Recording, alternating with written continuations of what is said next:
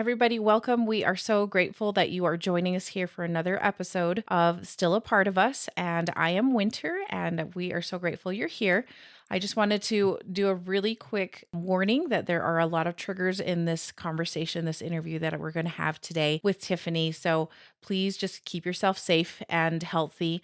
If this is not a good time for you to listen to this, please do not listen to this episode. If you are a lost mom or a lost dad, feel free to subscribe. We want to make this community a place that people can find support and help. So once again, we want to welcome Tiffany. We were able to hear the birth story of her daughter Khyana. And so if you haven't checked that out, please jump on over and listen to that episode or watch that episode as well. So Tiffany, welcome again. Thank you so much for coming on today. Thank you for having me. A little bit of context. Can you tell us how long ago Khyana was born and when she passed away? She was born next month, it'll be 3 years. She was born May 23rd, 2018, and passed away May 27th, 2018. So she lived a short 4 days, but really impressionable 4 days for you, I'm sure. Yeah. It's been 3 years. How did grief look like for you in those first early days, those first few months? I was grieving well, when it first happened, I was devastated. Afterwards, it's been a switch. It's on and off. Certain moments are more painful than others. In the beginning, I think the day after, I actually went to a grocery store with my boyfriend, and we went in there, but it was around the holiday period. So it was like so many children and babies and stuff. Like, I sat in the car and cried. As soon as we got to the car, I ran to the car and cried Yeah. because I couldn't deal with just being in the grocery store with all the kids and families. Isn't that amazing where you're like, there's a lot of kids here? Yeah, no, it's usually something I don't care about because I love dealing with kids. I work with kids sometimes. Well, not as much here, but when I was in the States, I worked with kids more Yeah. because my mom runs a daycare in Oh, Georgia. So every time I come back to Georgia, even now when I come back to Georgia, it doesn't bother me to go see the kids yeah. and play with the kids and stuff. But that stuff, kids don't use, children don't usually bother me, but that around that time period, it did. Well, it's so raw and so new for you to have just had that loss. And so, yeah, of course it would be so hard. How has it looked as you've gotten farther away from her birth and death? It's still up and down, but it's better. Like, I guess I got used to it, so I can handle it more now. The month of May hits me the hardest. The Mother's Day, the day she was born, the day she died, it's all in the same month. Yeah. So that the month of May, it hits me the hardest. Other months is here or there. It's always in the back of my mind, but for the most part, I at least seem okay. I've Yeah. learned to live with my new normal. Yeah. Yep. And that's exactly what it is. It's a new normal, isn't it? Just you're like, "Hi, I guess I'm a different person now." Mm-hmm. Yep. What does healing look like for you? Has there been anything that's been super helpful for you to like kind of process your grief? Is there anything like physical that you have that you try and hold on to remember her? I have her molds, and they're supposed to be coming. I had my stuff shipped from Turkey to here, so though that was in the shipment, so it's supposed to be here soon. Hopefully, I really miss them. Yeah. I got necklaces as well. I have pictures of those, but I have necklaces that people gave me. Mhm. Some of them have her name on them. Some of them have angels on them. I adore. It's like four of them, and I adore all of them. I'm wearing my necklace too. So that's exactly what you do. You just things to remember your kids by. I just wanted to point out if you're unfamiliar, like Tiffany is currently in Japan right now. And so that's why she's having her stuff shipped. She just barely moved there about a month ago, right? A month or two ago. Yes. Yeah. So if you're wondering what that's about, because I was like, Turkey, you had your stuff shipped from Turkey, but I'm sure that was the stop on route over to Japan. So what is your go-to thing that you try to do to kind of sit and remember Kayana or to kind of mourn her? Was there anything in particular you did kinda early on or maybe even now that you do to help with that? Early on, like right after she passed away, we did have like a celebration of life cookout, Mhm. which was in Georgia, my hometown. After that, every year I usually do something. Her first birthday, I got in a little cake and with the candle on it and had some food, just me and my boyfriend at the time. Last year, I actually had a small event with brownies, Jello shot or Hennessy brownies, Jello shots, a cake, games, stuff like that. I had several people over. This year, since I just moved here, I'm not really sure what I'm going to do yet. Yeah, because you're there by yourself, right? Yeah, I'm here by myself. Yeah, so that'll be tricky. I know birthdays are hard to maneuver sometimes, I feel like. It sounds like you've done something to kind of honor her birthday every single year. It sounds like you had a lot of fun actually last year, which is great. Got together with I had family. a lot of fun. Yeah. That is great. And holidays can be so tricky, especially Mother's Day. Like Mother's Day, I feel like is wrought with anxiety and some sadness, especially if you've had a loss. So yeah, and that's coming up here in the next little bit. So I really hope that it goes well, or that you take some time to yourself to remember her. So I will try to, because like, it's on a Sunday, so luckily I'll be home. I won't be at work. I know, yeah. Breaking down at work is super fun, isn't it? Did you, by any chance, take advantage of anything like a therapist or a grief counseling groups or anything like that to help you as you transitioned from your loss? I did see a counselor a little bit afterwards because I wasn't sure I don't know how to say it's how I was supposed to be feeling at the time because I was also dealing with like the postpartum hormones as well, like, Oh, you know, yeah. body. And so at first I was crying because Khyana died, and then I was crying and didn't know why. Mm, And, and I did go see a counselor to make sure that was normal, but I didn't really know what was normal and what wasn't. yeah. She was like, this is normal. You're feeling this way. And she helped me out. I went to go see one once just to make sure everything was okay. And she was like, you're fine. And I never took any, for me personally, I never took any medicine. Mhm. I didn't want to. They offered, when I went back to my doctor's appointment, they offered me like some pills or something, but I was like, I don't want to take pills. I just want to let everything pass. Okay. So you were okay, like, just like, "I'm gonna just cry it out," or, "I'm going to feel all the feelings," or, "I'm going to" that's kind of what it sounds like you were trying to, like, "I don't wanna take anything to suppress any Or emotions." numb me out or something that you have to take forever. I mean, just me personally, I just didn't want that. Yeah. And I think it's obviously different for everybody, especially with postpartum.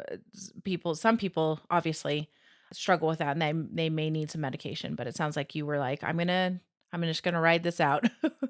Yeah, it wasn't as bad to the point where I was like trying to hurt myself or hurting myself or anything like that. Good. It never got to that point. Okay, gotcha. And it sounds like your boyfriend at the time, he was there along with you. Was he struggling also with the loss? He was struggling, but it was more in a different way than I was. Yeah. He needed to, I guess, constantly see me sad about it. And Mhm. I know he felt sad as well, but he just dealt with it in a different way. And we're all different. So, I mean, so he was just dealing with it a little differently. Did that change your relationship at all when you guys were navigating after her death? It did. It changed a lot. I won't discuss the details, but there was other things going on too. Mhm. And we eventually broke up. I eventually left and I moved to Turkey Yeah, okay. about a little over a year later. Gotcha. It does I think it does change relationships. It's tricky. It's super tricky. So tell me, was there something that somebody did for you and or said to you that was really super helpful as you've navigated this? Yes, actually they did. Someone told me once because a lot of people they sometimes people say dumb things when they don't know what to say. Instead of saying, "I'm so sorry that happened to you," they try to find a reason that it Mm, happened to you, and I don't really like that. They're like, "Oh, you wouldn't be doing this if she was still alive, or she would have been in like a ton of pain and stuff like that." And I was like, "Well," or like, you don't want her to be in pain. I'm like, "Yeah, I don't want her to be in pain, and I didn't want her dead either. I wanted her to be alive and healthy." Like it's yeah. one of those things where I'm like, yeah, I hate that kind of stuff. Even in terms of my job in Turkey, and I got the position in Turkey to work there. People were like, well, someone said to me, you wouldn't be going to Turkey, if your daughter was still here. It got hurt. It did hurt. It hurt. Yeah. But you have to sit back and realize that people say dumb things when they don't know what to say to Yeah. make sense of when it doesn't really make sense at all. Yeah, exactly. You're just like, you don't need to make an excuse. I mean, like, you don't need to have a reason for things. Or I think people try to reason things out because they don't know how to come to terms with it. So they, Yeah. like you said, they do say dumb things sometimes. So what would you encourage people to say to you if you had a loss? To say, I'm so sorry that happened to you. What can I do for you? Or, I mean, a lot of times, pretty much a gift card or just getting them something to eat or just coming in and checking on them and sitting with them That's is, huge. yeah, that's huge. It's no need to like try to rationalize it. Oh, I like that. There's no need to rationalize it. Crappy stuff just happens. And like she was born at 26 weeks. That will be tough physically on her regardless. So I guess throughout all of this, have you had any light bulb moments about life and death or things that you have realized about grief or loss that you'd like to share with our audience? I thought grief was more, I guess, linear. And I Mm, was like some stages, and then like you'll be okay, something like that. It's not. It's like you reverse back to certain stages. Like grief isn't just like okay, I'm sad, and now I'm over it. It's more like okay, I'm sad. I'm okay now. I think I'm in a decent area. Okay, now this isn't working.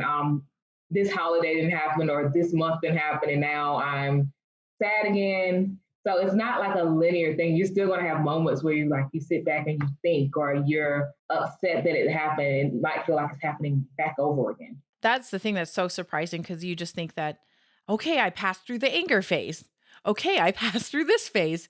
I'm done. I'm done with those. It should be fine. No, yeah, it'll come right back to you. So So that is a good aha moment. I think that is probably I would say that was the key takeaway from this. So I want to know what you do or have done in order to honor Khyana. What are some things that you have done to remember her, to celebrate her, to kind of keep bringing her up? Because I know a lot of people still like to talk about their kids, even though they've passed on. In fact, this is the reason why we started this podcast, this channel, is so that people could talk about their kids. So, what are you doing to celebrate her?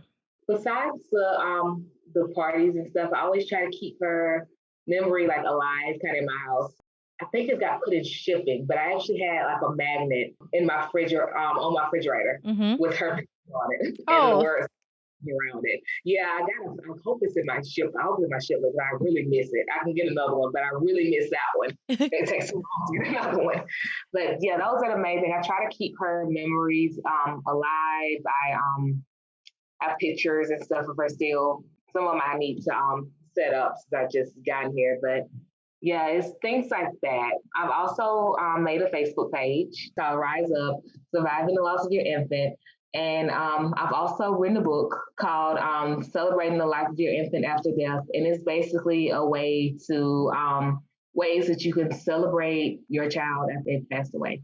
that is great. So let's dive into the Facebook group. Is that just a Facebook community that people can go to and kind of interact with each other? Is that kind of a community page? Yeah, it's more like, yes, it's more like a Facebook page at the moment. Okay, awesome. So I can put a link in the description and the show notes. And then this book. So what inspired you to write that? When did you write that? I wrote this and published it October 2020, Okay. Pregnant Loss Awareness Month. Oh yeah. That's when I did. That's when I did that. So I wrote it because I tried to incorporate ways to celebrate Khyana after she's passed away. And I know some people sometimes they might think it's weird. Well, not towards the celebrations I'm having because they've never heard of that before. They never heard of, oh, you're celebrating your daughter's like life every year. They never heard it. Usually I think they think people just like sit in the corner and sad on the birthdays or whatever. But I celebrate every year and I'm like, okay, I'm sure other people want to celebrate as well. So I decided to write a book on ways to celebrate your child's life after they pass away. That would be really nice to have a cache of ideas to go through because sometimes you're like, oh, what am I going to do this Christmas or this on their next birthday? So October is Pregnancy and Infant Loss Awareness Month, and so that's kind of cool that you decided to do that, publish it at that time. So had you been working on it for quite some time? Yeah, I've been working on it yeah, for a while, on and off for a while. Yeah. And that ended up being the day, I think it was October 1st when I was able to publish it on Amazon. And it's also on PayHip as well. Okay, great. I will put some links in the show notes as well as in the description box below. So I think that's great because we need resources. We need resources, right? This is a place that we both probably didn't expect to find ourselves in, and having experienced it, and you just don't ever know. Like I'm always surprised people are like, I didn't think I was going to be this young and planning a funeral. Like those are things Mm. that you just don't think that you're going to do in your mind's eye of what your life is going to look like. So having those resources are great. So thank you so much for sharing that. I will, like I said, I please check out the links in the show notes and in the description box below. So you are going to be navigating this next, you're going to have Mother's Day here and her birthday and her death date. And you're not quite sure how that's going to look. Do you have any ideas of how you're going to celebrate it? Talking about ideas of how to celebrate or honor your child's life.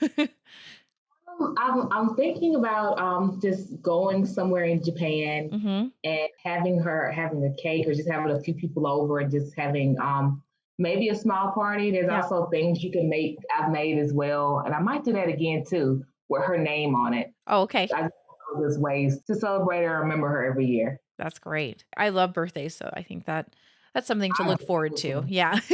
Even though it has a little bit of a sad memory to it. Do you also celebrate her death date? Does that make sense? Like I know that they're two different days, and I know some people try and they don't focus so much on the death date but more of the birth date. That's basically what I do. I don't do anything for the death day. I celebrate her birthday. Yeah, okay. Well, Tiffany, I have really appreciated the time that you have given us today. It's been delightful talking to you. Do you have any last piece of advice that you would like to give any other lost moms or lost dads? Or if you have any advice to give to somebody that's supporting a lost mom or a lost dad? Yes, I do want to say to people who lost their child or children, don't take offense. Please try not to take offense when someone says something to rationalize Yeah. your child's death. It's not something that they mean. Most of the time, it's just something they're trying to say to make you feel better, even if it makes you feel slightly worse. And to people who's supporting someone who's lost a child, please just tell them that you're sorry. Don't try to rationalize anything. Just try to be there to help and sit with them. Thank you so much for coming on and talking about Khyana. Thank you.